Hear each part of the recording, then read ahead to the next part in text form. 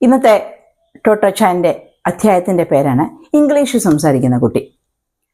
ഒരു ദിവസം Kobayashi master school assembly കഴിഞ്ഞ് കുട്ടികളൊക്കെ പിരിയുന്നതിന് മുൻപ് ഒരു വലിയ കുട്ടിയുമായി കുട്ടികളുടെ അടുത്തേക്കെത്തി. ടോട്ടോച്ചാന് ആ കുട്ടിയെ കണ്ടപ്പോൾ സ്കൂളിൽ പഠിക്കുന്ന ഒരു കുട്ടിയാണെന്ന് തന്നെ തോന്നിയില്ല. കാരണം വളരെ ഔപചാരികമായ രീതിയിൽ വസ്ത്രം ധരിച്ച ഒരു വലിയ ശരീരമുള്ള ഒരു കുട്ടിയായിരുന്നു അത്. കൊബയാഷി മാസ്റ്റർ എല്ലാവരുടെയും അടുക്കലെത്തി അവനെ പരിചയപ്പെടുത്തി. ഇത് മിയാസാക്കി. ഇവൻ ഇത്രയും നാൾ അമേരിക്കയിലായിരുന്നു. ഇപ്പോൾ തിരിച്ച് നമ്മുടെ നാട്ടിലെത്തിയിരിക്കുകയാണ്. അപ്പോൾ ജാപ്പനീസ് രീതികളും ജാപ്പനീസ് ഭാഷയും ഒന്നും അവന് അത്ര വശമില്ല. നമ്മുടെ കൂടെ കൂടി വളരെ സാവധാനത്തിൽ ഇതെല്ലാം നമുക്ക് പഠിപ്പിച്ചെടുക്കാൻ പറ്റും, അല്ലേ? എന്തു പറയുന്നു നിങ്ങൾ? കൊബയാഷി മാസ്റ്റർ കുട്ടികൾ തീരുമാനിക്കട്ടെ എന്ന മട്ടിൽ അവരോട് ചോദിച്ചു. എല്ലാവരും അങ്ങോട്ടും ഇങ്ങോട്ടും നോക്കി സമ്മതഭാവത്തിൽ തലയാട്ടി. അപ്പോൾ കൊബയാഷി മാസ്റ്റർ ചോദിച്ചു, നമുക്ക് ഇവനെ എത്രാം തരത്തിലാണ് ഇരുത്താൻ പറ്റുക? ഒരു 5-ാം തരത്തിൽ ചേർത്താൽ മതിയായിരിക്കും, അല്ലേ തായ്ചാൻ? തായ്ചാൻ എണീറ്റ് നിന്ന് ശരി, അത് മതി എന്ന് പറഞ്ഞു. ടോട്ടോയും മറ്റുള്ള കുട്ടികളെല്ലാവരും ആദരപൂർവ്വം അവനെ വന്ദിച്ച് അവരുടെ സ്കൂളിലേക്ക് സ്വീകരിച്ചു. തിരിച്ച് മിയാസാക്കിയും എല്ലാവരെയും നോക്കി സ്നേഹത്തോടെ വന്ദിച്ചു. കൊബയാഷി മാസ്റ്റർ പറഞ്ഞു വന്നതിൻ്റെ തുടർച്ചയായിട്ട് കുട്ടികളോട് പറഞ്ഞു, നിങ്ങൾക്ക് ഇവനിൽ നിന്ന് ഇംഗ്ലീഷ് വളരെ നന്നായി പഠിക്കാൻ പറ്റും.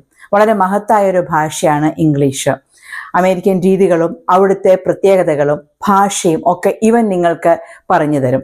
പകരം നിങ്ങൾ ഇവന് നമ്മുടെ നാട്ടിലെ രീതികളും നമ്മുടെ ഭാഷയും ഒക്കെ പഠിപ്പിച്ചെടുക്കണം. എന്താ, സമ്മതമല്ലേ? എല്ലാവരും വലിയ സന്തോഷത്തോടെ തലയാട്ടി. മിയാസാക്കി ജനിച്ചതും വളർന്നതും ഒക്കെ ഇത്ര നാൾ അമേരിക്കയിലായിരുന്നു. അതുകൊണ്ട് തന്നെയാണ് ജാപ്പനീസ് രീതികളും ജാപ്പനീസ് ഭാഷയും ഒന്നും അവന് അത്ര വശമുണ്ടായിരുന്നില്ല എന്ന് മാഷു കുട്ടികളോട് പറഞ്ഞത്. മിയാസാക്കിയെ 5-ാം തരത്തിൽ ചേർക്കാലോ എന്ന് പറഞ്ഞ തായ്ചാൻ പഠിപ്പിലും പടം വരയിലും ഒക്കെ അതീവ വിരുദ്ധനായിരുന്നു. അതുകൊണ്ട് തന്നെ വളരെ സന്തോഷത്തോടു കൂടി സ്വന്തം ക്ലാസ്സിലേക്ക് കൂട്ടിക്കൊണ്ടുപോയി. ഉച്ചഭക്ഷണമൊക്കെ കഴിഞ്ഞ് സ്കൂൾ ചുറ്റിക്കറങ്ങാൻ മറ്റുള്ള കുട്ടികളുടെ കൂടെ ഇറങ്ങിയ സമയത്ത് ആദ്യം തന്നെ കൊബയാഷി മാസ്റ്ററുടെ വീടൊന്ന് കാണാം എന്ന് പറഞ്ഞ് കുട്ടികളും ഒരു ജാഥ പോലെ എല്ലാ കുട്ടികളും സ്കൂളിലെ പുതിയ കുട്ടിയുമായി അങ്ങോട്ടേക്ക് പോയി. അവിടെ ചെന്ന ഉടനെ തന്നെ സാധാരണ പോലെ മിയാസാക്കി ഉള്ളിലേക്ക് കയറാൻ തുടങ്ങിയപ്പോൾ കുട്ടികളെല്ലാവരും ഒച്ചസ്വരത്തിൽ പറഞ്ഞു, പറ്റില്ല പറ്റില്ല, ഷൂസ് അഴിച്ചു വെക്കണം. ആദ്യം ഒന്ന് കേട്ടപ്പോൾ ഒന്ന് ഞെട്ടി, ഒന്ന് അറച്ചുവെങ്കിലും പിന്നീട് അവന് മനസ്സിലായി ജാപ്പനീസ് ഭവനങ്ങളിൽ നമ്മൾ ഷൂസ് ഇട്ടിട്ട് കയറാൻ പാടില്ല എന്ന്. അറിയാതെ പറ്റിയ തെറ്റാണ് എന്ന് പറഞ്ഞ ഒരു ക്ഷമാപണത്തോടെ അവൻ ഷൂസുകൾ അഴിച്ചു വെച്ചു കഴിഞ്ഞപ്പോൾ എല്ലാ കുട്ടികളും അവനവരെ കൊണ്ട് പറ്റുന്നത് പോലെയുള്ള ഉപദേശങ്ങൾ കൊടുത്തു തുടങ്ങി. എവിടെയൊക്കെ ഷൂസ് ഇട്ട് കയറാം, എവിടെയൊക്കെ ഷൂസ് ഇട്ട് കയറാൻ പാടില്ല, എന്തൊക്കെ ചെയ്യാം, എന്തൊക്കെ ചെയ്യാൻ പാടില്ല, അങ്ങനെ ഒരു നീണ്ട ലിസ്റ്റ് ഒക്കെ കൂടെ കേട്ടപ്പോൾ മിയാസാക്കിക്ക് ഒന്നും മനസ്സിലായില്ല. അതുകൊണ്ട് തന്നെ എല്ലാവരോടും നിശബ്ദരായിരിക്കാൻ പറഞ്ഞിട്ട് ടോട്ടോച്ചാൻ പറഞ്ഞു കൊടുത്തു. അതായത് നമ്മൾ അടുക്കള, മാസ്റ്ററുടെ വീട്, ഇവിടെ ഒന്നും ചെരുപ്പിട്ട് കയറാൻ പാടില്ല. എന്നാൽ തീവണ്ടി മുറി ക്ലാസ്സിലും ലൈബ്രറിയിലും ഷൂസ് ഉപയോഗിക്കാം, കുഴപ്പമില്ല. പുറത്ത് എവിടെയെങ്കിലും പോകുമ്പോൾ നല്ല പരവതാനി വിരിച്ചിരിക്കുന്ന ഇടങ്ങളിൽ ഷൂസ് ഇട്ടുകൊണ്ട് കയറാൻ പാടില്ല, അഴിച്ചു വെച്ചിട്ട് കയറാം. ബാക്കി ഓരോരോ കാര്യങ്ങൾ അപ്പോൾ ഞങ്ങൾ പറഞ്ഞു തരാം. അത് കേട്ട മിയാസാക്കിക്ക് വലിയ സന്തോഷമായി. ഓരോ കാര്യമായി അവൻ കുറേശ്ശെ ഈ കൂട്ടുകാരുടെ അടുക്കൽ നിന്ന് പഠിച്ചെടുക്കാൻ തുടങ്ങി. കാക്കക്കൂട്ടത്തിൽ കല്ലിട്ട മാതിരി കുട്ടികൾ ഒരേപോലെ കുറെ കാര്യങ്ങൾ പറഞ്ഞപ്പോഴാണ് അവന് മനസ്സിലാവാതിരുന്നത്. പിന്നെ പതുക്കെ പറഞ്ഞു വന്നതിന്റെ തുടർച്ചയായിട്ട് ടോട്ടോച്ചാൻ അവനോട് പറഞ്ഞു, കുഹോൻബസു ക്ഷേത്രത്തിന്റെ പുറത്ത് എപ്പോ പോയാലും നമുക്ക് ഷൂസ് ഇട്ടിട്ട് പോകാം. എന്നാൽ ക്ഷേത്രത്തിനകത്ത് കയറുമ്പോൾ ഷൂസ് ഇടാൻ പാടില്ല കേട്ടോ, കുട്ടി അഴിച്ചു വെക്കണം.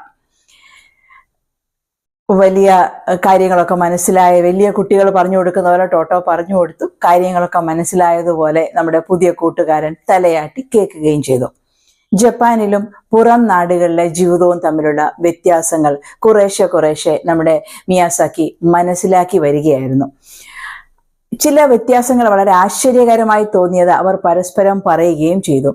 രണ്ടു കൂട്ടർക്കും, മിയാസാക്കിക്കും ടോമോ ഗക്വാനിലെ കുട്ടികൾക്കും അങ്ങോട്ടും ഇങ്ങോട്ടും വളരെയധികം അറിവുകൾ പകരുന്ന ഒരു കൂട്ടുകെട്ടായിരുന്നു ഇത്. പിറ്റേ ദിവസം സ്കൂളിൽ വന്നപ്പോൾ മിയാസാക്കി ഇംഗ്ലീഷുള്ള ഒരു തടിയൻ പുസ്തകവുമായിട്ടാണ് വന്നത്. കുട്ടികളെല്ലാവരും അവൻ്റെ ചുറ്റും കൂടി. ആ പുസ്തകം തുറന്നപ്പോഴോ എത്രയെത്ര നിറങ്ങളാണ്! സാധാരണ 24 കളറുള്ള ക്രയോണിന്റെ സെറ്റിൽ പോലും ഇത്ര നിറങ്ങൾ കാണില്ല. ടോമോ ഗക്വാനിലെ കുട്ടികളുടെ കയ്യിലുള്ള ബുക്കുകളിലൊക്കെ സാധാരണഗതിയിൽ ചുവന്ന, പച്ച, മഞ്ഞ നിറങ്ങളുള്ള ചിത്രങ്ങളാണ് പുസ്തകങ്ങളിൽ ഉണ്ടാവുക. പക്ഷേ മിയാസാക്കി കൊണ്ടുവന്ന പുസ്തകങ്ങളിൽ മനുഷ്യ ശരീരത്തോട് ചേർന്ന് നിൽക്കുന്ന ബ്രൗൺ, ചാരനിറം അങ്ങനെയുള്ള പല പല നിറങ്ങളുണ്ടായിരുന്നു. കുട്ടികൾക്ക് വലിയ അത്ഭുതമായി. ഈ പുസ്തകത്തിന്റെ മുഖചിത്രമായി കൊടുത്തിരുന്ന ഒരു കുറുക്കൻ കടിച്ചു വലിക്കുന്ന ഒരു ബ്ലാങ്കറ്റിൽ കിടക്കുന്ന ഒരു കുട്ടിയുടെ ചിത്രമുണ്ടായിരുന്നു. ആ കുട്ടിയുടെ ചിത്രത്തിലെ ചുവപ്പ് നിറത്തിന് ശരിയായ ഒരു കുട്ടിയുടെ നിറം പോലെ തന്നെയാണ് ഇരുന്നിരുന്നത്. അത്രയ്ക്ക് യാഥാർത്ഥ്യബോധം കുട്ടികൾ ഉളവാക്കുന്നതായിരുന്നു. അതുകൊണ്ട് തന്നെ സ്കൂളിലെ വലിയ വരക്കാരനായ തായ്ചാന്റെ കയ്യിൽ പോലും ഇല്ലാത്ത നിറങ്ങൾ ഈ പുസ്തകത്തിൽ കണ്ടപ്പോൾ വലിയ അത്ഭുതമായി. കുട്ടികളെല്ലാവരും ആ പുസ്തകം കാണാനും ആ പുസ്തകത്തിലെ കഥകൾ അറിയാനുമായി മിയാസാക്കിയോട് ചേർന്ന് നിന്നു. മിയാസാക്കി മറ്റുള്ള കുട്ടികളെ ഈ പുസ്തകം വായിച്ചു കേൾപ്പിച്ചു. ഇംഗ്ലീഷ് പദങ്ങൾ മിയാസാക്കി പറയുമ്പോഴുള്ള മൃദുത്വവും ചില പദങ്ങൾ പറയുമ്പോഴുള്ള മുഴക്കവും ഒക്കെ കുട്ടികളെ വല്ലാതെ ആകർഷിച്ചു. അതേ തുടർന്ന് മിയാസാക്കിയും ജാപ്പനീസ് ഭാഷയുമായുള്ള മൽപ്പിടുത്തമായി. അപ്പോൾ അത് പറഞ്ഞു കൊടുക്കുന്നത് ടോമോയിലെ കുട്ടികളായതുകൊണ്ട് മേൽക്കോയ്മ അവർക്കായി. അക്കാച്ചാൻ, ബേബി നീട്ടി ഉറക്കെ മിയാസാക്കി വായിച്ചു. അക്കാച്ചാൻ എന്ന ജാപ്പനീസ് പദത്തിന്റെ അർത്ഥമാണ് ബേബി. കുട്ടികൾ ഒന്നായിട്ട് അവനെ പറഞ്ഞു പഠിപ്പിക്കാൻ വേണ്ടി ആവർത്തിച്ചു. മിയ, ഇതുപോലെ പറയൂ, അക്കാച്ചാൻ, ബേബി. അത് അവൻ ആവർത്തിച്ചു. ഒത്സുകുഷ്, ബ്യൂട്ടിഫുൾ. പക്ഷെ അവിടെ മിയാസാക്കിക്ക് തെറ്റി. കാരണം അവൻ ഒരു വള്ളി വിട്ടുപോയിരുന്നു. ഇക്കയ്ക്ക് അത്രയ്ക്ക് ബലം ആവശ്യമില്ല, മൃദുത്വമുണ്ട്. ഉത്സുകുഷി, ബ്യൂട്ടിഫുൾ. കുട്ടികൾ തിരുത്തി കൊടുത്തത് അവൻ അപ്പാടെ സ്വീകരിച്ച് അത് അങ്ങനെ തന്നെ പറഞ്ഞു പഠിച്ചുകൊണ്ടിരുന്നിരുന്നു.